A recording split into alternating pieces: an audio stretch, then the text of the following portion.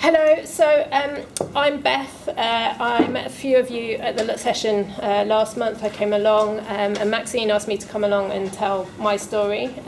So I'm going to talk to you a bit about my journey with chronic fatigue, where I'm at now, the things that helped me, and some sort of tips and advice and things that you might want to try that might help you, might not, but it's just me sharing my experience because when I had chronic fatigue, there was nothing like this. There was no support groups. I was in London at the time. There was just nothing around. But the thing that really helped me was just feeling like I had a bit of hope. And that mostly came from meeting other people who had chronic fatigue, who were living a normal life or a happy life or a good life, however you want to phrase it.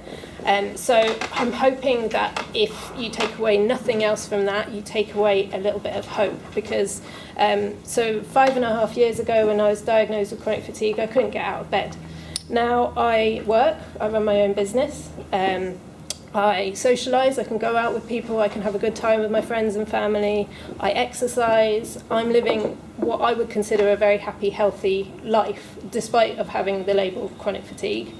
I don't really talk about recovery because I know some people do, and if that's a term that you want to use, then that's fine. But for me personally, it wasn't about recovery, it was about thriving despite and not being defined by the label chronic fatigue. So I think a lot of us, when we get that diagnosis, it can feel like the end of a lot of things.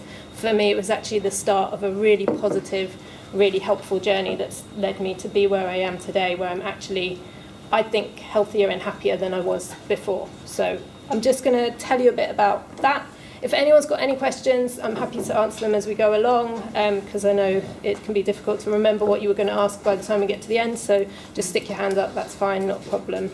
And if you want to have a break, I'm not going to overwhelm you, hopefully it's just quite relaxed and just casual, but if you want to have a break at any point, then that's fine as well. So yeah, what happened with me when I developed chronic fatigue, so I'd been through 2 years of quite extreme stress. At the time when I was going through it, I didn't think it was that big a deal, but looking back I can see there was a lot of stress in my life. I was young, I was in sort of my late 20s, so I was just, I'll keep going, I'll carry on, I'll be all right. I kept getting sore throats and laryngitis and losing my voice, and I thought, I'll be fine, I'll get better. Then my hair started falling out, and even that wasn't enough to stop me and go, something's not right here. So I had lots of little symptoms. My energy was always a bit less than it used to be, but you just kind of think, I'm busy, I'm stressed, I'm working hard, I was socialising a lot, I was exercising a huge amount, far too much. So I just thought it was all of those things, thought, I'll take it a bit easy, I'll get better. But then, so it was about 5.5 years ago, it was in the April 2013, and I got a virus. I don't know what virus, they never found out, but I got a virus, and I felt like, there was one day I felt like I was getting the flu, the next day I couldn't get out of bed, and you think, okay, I've got the flu, fine, it goes on, and I'm sure everyone's had similar experiences, and you think, okay, this isn't the flu, I need to get some help. Went to the doctor, tests, everything else. I won't go into that in detail because we've all got our own experiences of that and they're all probably equally painful, so we won't go into that. But basically it was just, I got to the point where I was like, something's not right. And they referred me to a specialist, what was a chronic fatigue specialist at the hospital. And I went there with all the hope of this person giving me the solution of saying, look, here's what you can do to make yourself better, because that's what doctors can do, right? I went there and this person sat me down, so it took me 2 buses to get there, so it took me all of my energy, all of my strength to even get there. They kept me waiting for like 45 minutes, an hour. I then went in and they said to me, have you tried getting more sleep? And I went, okay, right, you're not a specialist, you clearly have no idea what you're talking about, because that is not going to help me. I sleep for 14, 15, 16 hours, I wake up, I feel no better, I feel worse. So that, for me, was a point where I said, do you know what? The doctors don't have the answers. My GP had just gone, off you go. So I was like, okay, I'm going to do my own research. I'm going to take control of this. I'm going to figure out what I can do to improve and help myself. So I looked at lots of holistic therapies. I found nutrition, which is something I'll talk about a bit more detail later on, because that's the thing that I'm most passionate about in terms of having helped myself. And yeah, so I got the diagnosis, I didn't get the help, so I went and sought it somewhere else. So just a little bit about kind of what helped me in my recovery. And I'm going to say I'm really sorry, because I wish that I could give you the magic answer to what is going to help you feel better. But there isn't a magic pill and there isn't a magic solution, and it's not a case of everybody eat that and not eat that and you'll feel better, and do this and not do that and you'll feel better. Because every single person in this room, me included, everybody's had a different experience and a different impact from chronic fatigue. And therefore, and this is why I think people are struggling to really help people with chronic fatigue and ME, is there isn't a one-size-fits-all solution to it. But there are things that you can try that can help move you forward, that can help improve your energy, improve your brain fog, all of those sorts of things. And those little things all add up. And what works for you will be different for somebody else. So this isn't a prescription for what's going to work. I'm really sorry. I wish I could give it to you. But it's something that hopefully you can pick and choose things that feel right for you to help you. So the first thing that I had to do before I could move forwards with improving my well-being was accepting the diagnosis of chronic fatigue and accepting where I was then. So I had a tendency to be yearning back for the person I was before I got ill, or looking forward to when I'm better, whereas actually the only moment that I had was right then, right there, was the now. And having to accept where I was and accept that I couldn't do the things I wanted to do was step one of actually being able to move forward. And accepting it is not a case of resigning yourself to anything negative. It's not a negative thing in my opinion. It's just going, okay, this is where I am now, and then thinking about this is where I want to get to.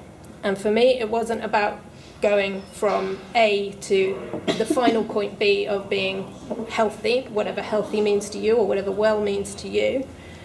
It was about a little step. So like the first thing I wanted to be able to do was to be able to have a shower and not have to have a nap afterwards, you know, to be able to walk to the shop, to be able to, just those little things. So I set myself little goals, very small, tiny things, which some people were like, what do you mean have a nap after a shower? What are you on about? And I'm like, no, literally, I can't have a shower and not have a nap. So it was looking at those little things and really planning out, okay, one step at a time, not even thinking about the bigger picture, because that's just too overwhelming and too kind of feels impossible. So if you think about the big picture, it's not going to work, because you're just going to go, well, that's impossible. But the little steps are possible. And realising what I could change. So the other thing is, I think chronic fatigue feels like it takes a lot from you. Takes a lot of control from you, because you don't know when you're going to have energy and when you're not. You don't know if you're going to have to let people down and say, I can't do that thing that I said I was going to do with you because I just don't have the energy. You don't, there's lots of unknowns with chronic fatigue. You don't know how long it's going to take to recover. And then it's a case of, seeing what you could change and taking control of those things. So I was like, okay, well, I can change the food that I'm eating. I'm in control of that completely. Apart from when my partner was cooking, but I could tell him what to do, so that's fine. I could control the thoughts that were in my head. So this might sound like a strange thing to talk about, but for me, a lot of the thoughts that were in my head around having chronic fatigue, around my energy, around the things that I could and couldn't do, were negative. And so I think there's a big impact. There's a lot of research going on about the link between the brain and body and the things that we think in our head and the impact that has in our body. And I couldn't find, I know there was a video, but I couldn't find it because I wanted to show you guys, but you can do this experiment where you tell someone to hold their arm out and you tell them to close their eyes and you say, you're strong, you're strong, you're strong, and they can resist someone pushing quite a lot of weight on their arm. And then you close their eyes and you tell them, you're weak, you're pathetic, and tiny amount, and their arm will fall down. So there is more research and more evidence about the thoughts that we have will impact our physical body. So if we're constantly thinking, I can't do that, no way, I'm not going to be able to manage, this is awful, really negative thoughts, it puts negative energy, if you like, in your body. And so changing those thought patterns and going, well, what can I do? What can I take control of? Changing those thoughts that were in my head to, I can get better, I can improve, I can, positive thoughts, positive affirmations, some people call them, was a big change for me. And I started visualizing, which again, might not be for everyone, but I'm just sharing my stories and my things. So I used to sit there and I used to visualize the things that I wanted to do when I was well. And that was in minute detail. So I used to visualize, for me, health always meant being able to exercise. It was a massive part of my life before. So I would sit there and I would visualize myself putting on my running trainers, doing them up, going for a run. I'd actually visually watch a film of it in my head. And there was a day where I managed to put on my trainers and go out. It took about 3 years, but I did go for a run. I don't run very much anymore because actually I know it's not healthy for me, but I know I can, and it's my choice not to. So it's that kind of thought pattern of changing that and the thinking, okay, what do I believe about where I can get to with this? Because if you believe you can do something, then you're more likely to achieve it, because belief is the first step on that. So changing those thought patterns and changing the way that I was living. So my life has changed hugely since I got sick. I mean, I've got a whole new career. I've moved from London out to beautiful Hertfordshire. I'm living a very different life to what I was before. And so I had to realise that I couldn't go back to the person I was before. And actually I didn't want to, because part of the way I was before contributed to me becoming sick, because I was constantly on the go, constantly stressed, very anxious, always busy, must be doing, can't stop, can't rest. I still slip into that tendency, and my partner is very strict with saying, check yourself, check what you're doing, stop, take some time out. So it's that kind of realisation of not looking backwards, looking forwards, and being positive about where forwards could get you.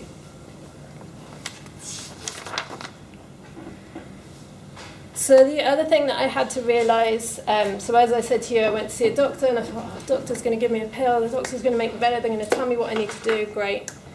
And actually what I learned was you can have the best team of professionals all around you and they can give you all the tools that you need, but ultimately it's you that drives your recovery.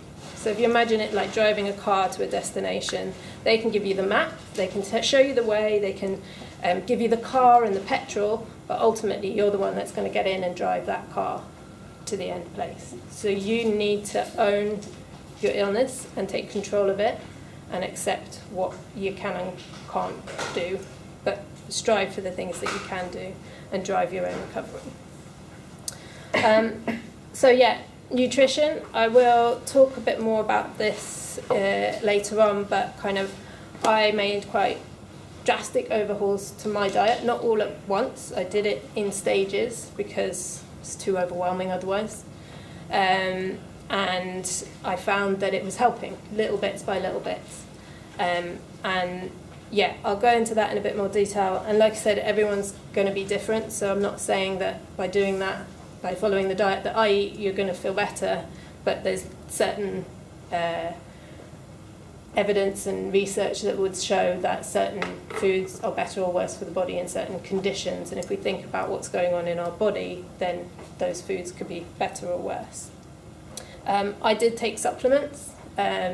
Some people like them, some people don't. For me, my body was so depleted and my digestion was shot. I basically wasn't working at all. I couldn't absorb any nutrients. So even when I was eating a much better diet, I was working with a nutritionist and we were finding that I still wasn't feeling as good as I felt I should do with that amount of nutrition in me. So we added in some supplements which were easier for my body to absorb and use. But that's not a long-term solution, that's a short-term get your energy up. Because the other thing with nutrition, and I'm fully aware of this, and I'm going to give you some tips to make it easier, it takes energy to cook a meal. And absolutely, you know, I was at a point where I was like, I can either cook a meal and not have the energy to eat it, or I've got the energy to eat it but I can't cook it. So like, where do you even start from that? So simple meals are really important. But yeah, so supplements were really helpful for me, but that's again something very personal. Meditation, John and I were talking before, and meditation for me has been life-changing. So John's going to do a guided meditation with you, which would be lovely. But for me, yeah. Sorry, can I just ask what supplements you took? Yes, so I took a kind of multivitamin and mineral in a powder form, which went into a smoothie that I would make in the morning. So I'll talk about smoothies later, because for me that was something I had the energy to make and the energy to drink, and it's much easier to absorb nutrients from it. So I had a powder that would go into there that was a multivitamin and mineral. I took a probiotic to help support the gut and improve the gut bacteria, to basically improve my digestion so that I could eat food and get the nutrients from it. I took an iron supplement for a little while because I was slightly anemic, and I took a B complex because the B vitamins are very essential for energy production and get depleted quite a lot in stress. And then I took a magnesium. This is all sort of various times, some were all together and some weren't, but the magnesium was to aid with sleep and relaxation because I was so anxious and so stressed the whole time. I was literally walking around like that. And then I'm sure we've all had that tired and wired phase where you're lying in bed going, well, I'm exhausted but I can't sleep. So the magnesium really helped with that as well. So those are the things I took. Okay. And I think it's different for everyone, and you do have to be careful with supplements. I'll say this twofold. Obviously, if you're on any medications, you need to be careful from interactions with them. And also, I would say, get the best quality supplements you can afford, because some of the supplements on the market, the form of the vitamin and minerals, your body can't really use. So it's better to pay a bit more and get something that's actually going to help you. But yeah, I'm happy to chat about supplements if you want. But yeah, meditation was really, really helpful. Visualization I've talked about. And yeah, the mindset and the thought patterns. So I hated saying no to people. So anytime anyone asked me to do anything, I was like, yeah, I'll do that. And then I was like, how have I got time to do that and sleep and eat? And I found it really difficult, and I had this massive fear around saying no to people. So learning to say no has been a big thing for me. And something I still struggle with, but I'm getting better at. Changing the thought patterns about the fact that if I'm not busy, I'm not productive. If I'm not productive, I'm of no use to anyone. I'm not doing any good. Those kind of negative thought patterns were there a lot in my mind. So, and having to have a perfect house, that's something that stemmed from childhood for me. Having to have the house clean and tidy before I could relax, which is just exhausting because constantly tidying and cleaning, and it's not healthy. Sorry, I don't know which page is next. Okay. So I had to just learn to be okay with where I was, okay with not doing everything and not being everything to everybody, and just accepting it and taking those small steps. So, fine for time. I guess it's thinking about the advice that I would give you, and if you were going to take some thoughts away from it. Step one is to take back control of your health and your well-being and be the driver for your own health. If you're waiting for somebody else to make you better, I'm really sorry, but it's not going to happen. And that's the hardest thing probably to take away from it, but it has to come from you, because nobody else can change the thoughts in your head. They can tell you better thoughts, but you're the person that is your mind. I can tell you good things to eat or not eat, but you're the one that's going to cook them and put them in your body. So, and I think there's something quite empowering about taking control of your health. And I think, and I was guilty of it for a long time. I believed that, if you got sick, you went to the doctor, they give you something, they make you better, you go away. But actually, if you take action yourself, and now I very rarely go to the doctor. quite lucky. I don't, have to. But it's that kind of like being accepting of that and saying, okay, it's within my power to change these things. And what can I change? And no, don't try to do it all at once. So this is things that I've done over the last 5 years, all of those things that I was talking about. I didn't do those all overnight. I've done them slowly over 5 years. They've taken time. And yeah, the other thing to realise with this journey is it's not a straight line from A to B, from feeling crap to feeling well. I went, off on tangents. I would go backwards quite often, and I would get frustrated and I go, this isn't working, I've got worse, or I was getting better and then I've got worse. You have to be very accepting of the fact that will happen. It's an inevitable part of the cycles that you will go backwards and forwards, you'll go around in circles, you'll go off over here, you'll come back. And being okay with that is quite hard. So for me, it was like every time I had more energy, I was like, yes, awesome, I'm going to go and do this, and I'm going to go and do that, and then I would crash. And every crash, what I realised, and you don't realise it when you're in a crash, you can only realise it when you're out of that and you've stepped back and got a bit of perspective. But I realised, one, they're not as frequent. I wasn't crashing as frequently. Two, every time I did crash, I wasn't crashing as hard for as long, if that makes sense. So it would be, initially I would have a setback and it would be months. Then it would be a setback and it would be weeks. Then it would be a setback and it would be days. And then it got to the point where I could preempt a setback, where I could go, okay, there's some warning signals going off here. I seem to have an obsession with analogies with cars, but like a car dashboard, and you get the warning light that goes, oh, you need to check your oil, or you need to check your engine. I feel like I have that in my head. So there's every so often where I go, my fuel pump comes on, and I go, yeah, I haven't eaten for ages. No wonder I'm starting to feel a bit shaky and a bit agitated. Or, yeah, I haven't drunk any water, or actually, I haven't meditated for a couple of weeks. No wonder I feel stressed. And so now I can see those warning lights and go, right, I need to take action now, otherwise I will end up crashing. And, I had those warning lights at the beginning of this week, interestingly. My partner called it karma. He was like, you're going to talk to people about chronic fatigue, and now your body's telling you you're doing too much. I'm like, yeah, okay. So it still happens, but it's being aware of that and being so in tune with your body that you can go, okay, I know what my body needs, I know what I need to do, and being okay with stepping back from things. But then also not feeling like that, if you like, throwing everything out because of that little setback. And I used to go, oh, this diet isn't working, I'm not doing it anymore. This meditation doesn't do anything. Actually it does, but you need to kind of accept that there will be setbacks. And that's not the end of the world, if that makes sense, that little setback. Because when you're in it, it feels like the end of the world. But actually, you'll come out the other side again and you'll go, okay, that was my body saying that was too much. I did too much. Or for me, it's quite often when I get busy, my diet will slip. So I know people are like, you're a nutritionist, your diet can't slip. It does, we all get busy. But yeah. So I can then see, and we were saying, if I eat too much bread, then I can see there's an impact for me, that it makes me feel worse. So it's kind of being aware of that.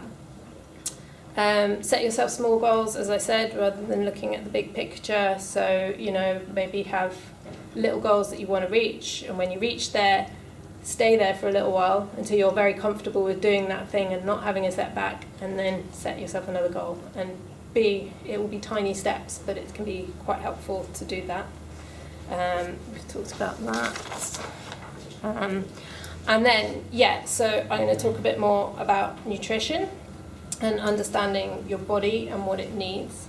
So quite often with something like chronic fatigue, the body is extremely stressed. It's under a huge amount of stress. Quite often there's, for me anyway, and for a lot of people that I've spoken to, there was a stressful period or event leading up to the crash or burnout or whatever you want to call your experience of it. And so when your body's under stress, your adrenals are pumping out cortisol. And so we need to do things to support our adrenals, to help lower our cortisol levels. And meditation is great for lowering cortisol. But from a digestive perspective, we need to be making sure we're eating regular meals throughout the day. So we don't want to let our blood sugars drop, because when your blood sugars drop, it's the same thing in your body. It goes, oh, we're in a stressful situation, release more cortisol, and when you don't have any cortisol, your body's going to really struggle to do that. So lots of regular meals is going to be helpful. Smaller meals, because also when you're in a stress situation, your digestion will actually switch off, because without going into too much science, because I don't really want to do that, but basically when your body switches on the stress or the fight and flight, it's because it thinks you're in life danger, and so it wants to protect you. It doesn't need to digest, so it's moving all the energy to your limbs to run away rather than using it to digest the food that you've just eaten. So it's important that they're small meals and that they're easy to digest meals. So I mentioned smoothies before. Smoothies are so easy, such an amazing way to get a lot of nutrients into you. They're easy to prepare and cook. They don't even need cooking, but easy to prepare and make. That was the word I needed, not cook. And easy to eat, and you can kind of just sip them throughout the day. And for me, I used to really struggle in the morning. I had zero appetite in the morning. I used to actually wake up feeling sick, so I was like, can't eat anything. But obviously that was just perpetuating it and making it worse, because my body was going, we need food to function, you're not giving us anything. So when I started having smoothies, it's easy on the digestion. It's easy for them to get the nutrients because they've already broken down. If you think of it like, your banana, it's already broken down in the smoothie. It's really easy for your body to get the nutrients from it. Can I ask what you normally put in them? Can you, if you can take it, is sort of milk and sort of plain live or Greek yogurt and bun stuff with that? Is that okay? Yeah, absolutely. So with a smoothie, what you want to be thinking about is having your healthy fats, your protein, and your carbohydrates. So you're combining everything in one, and what you want to make sure is it's not too sugary. So if you're putting in all fruit and nothing else, like fruit, and so you'll see smoothies on the shelves, kind of the manufactured ones, they're quite often heavy fruit. And fruit, even though it's good for you, in a smoothie it can be too much sugar. And so anything that's too sugary will cause a blood sugar spike, and as we were saying, then the dip again. So you're right. So in terms of my smoothie, milk. If you tolerate milk, great. Otherwise, there's so many dairy-free alternatives out there now, which are great. Yogurt is amazing because you've got the gut bacteria, which is good for the gut health. Put in some nuts and seeds or some oats and things like that, kind of for a bit of carbs and a bit of protein. You can put in a handful of spinach, is always quite nice because it kind of blends up and you don't really taste it. But you've got the greens, which are packed full of B vitamins and magnesium, which, as we were saying, is really good for you. What else do I put in? Frozen berries are really nice, and that's probably nicer in the summer, although it's really hot today. So frozen berries are great to kind of cool it down. Avocado is amazing. So you can put you only need like a quarter of avocado, not very much. But that's quite nice because it's creamy and the fats in it are very satisfying, and the fats are really good to help your hormones. And obviously stress is, the cortisol is a hormone, so stress hormones, so everything we can do to help balance that out. Fats are really good for that. So you can do loads, and I'm happy to share some recipes on the Facebook group or something like that if that'd be helpful for people if they feel like. You've been standing on your little legs for a long time. You're not collapsing or anything. No, I'm okay, but thank you. I will, if I need to sit down, I will sit down. I find it easier to talk standing up, but thank you very much, and if my legs do get tired, I will let you know. But recipes would be handy, and also I think bananas go black if you do one, but it's also what would be helpful is what you could make and what would keep, because sometimes I used to find that if you say could bung something in a thermos, which would keep it cold and then do it, so if it would sort of keep a day or so, because when you've energy you can make a bit. Which actually was my point too, is batch cooking. But I can give you some smoothie ideas and some things that you can prepare. The other thing that's really good that you can kind of prepare in advance is you get, like the little mini freezer bags. So when you've got energy, chop up, like if you chop a banana, because you only probably want half a banana in a smoothie, and put a few half an avocado, you can put them into bags and put them in the freezer. So then when you've not got as much energy, all you've got to do is take the bag out of the freezer, put it in the blender with a bit of milk or a bit of water and blend it, and you're done. So it's not expensive, it's not complicated. So I can give you some ideas and things like that. Yeah, absolutely. But yeah, batch cooking is a lifesaver, and I do it. So I do it now regularly, twice a week I'll batch cook things like chilies, curries, dals, soups, anything, because also sort of cooked foods is always going to be better for your digestion at this point as well, because it's easier for your body to absorb the nutrients from the cooked foods. So I batch cook like massive pots of stuff now, because quite honestly, if you're cutting up 1 onion to 2 onions, it's kind of not much different, and I get my partner to do a lot of the chopping and the hard work, so that's his job. And if you've got someone that can help you, great. If you've got family members and you can say to them, can you prepare me a big chili, they can cook it for their family and put you some portions in Tupperware, and then it goes in the freezer, then that's just reheating it, which can be really easy. So yeah, batch cook, and again, I can give you some recipes and some ideas for that, but preparing stuff when you can, in event of either not having the energy to cook or not having the time and being so busy enjoying life that you haven't got time to cook, you've got all these prepared things as well. Protein is another big thing, and this is something that until about 4 or 5 years ago I didn't realise how important protein was for our body, and I didn't know where to get protein from.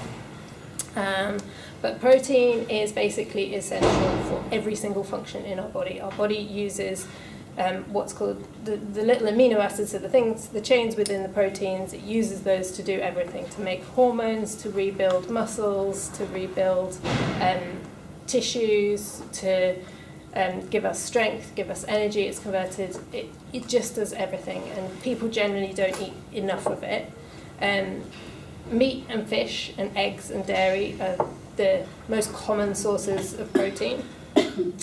So when I was ill, I was eating meat and fish and dairy. I did cut out dairy eventually because it wasn't agreeing with me. And I've since cut out meat and fish. Meat because it didn't agree with me. I really struggled to digest it still, even once I was well. And then fish because I just decided, for me personally, I didn't want to eat meat and fish. So then it's beans, lentils, pulses, which some people go, oh, I can't digest them, but if you wash them, so you get a can of beans, put it in a sieve, wash it really, really well, and you might notice there's like a white foam. So wash that off. That's something that can stop you absorbing the nutrients and the protein from it. So you've got to wash them really well, but then you shouldn't have any digestive issues with them as well. But having protein in every meal is really, really important, and protein with snacks. So like hard-boiled eggs are amazing because you can take them around. They come in their own little portable shell.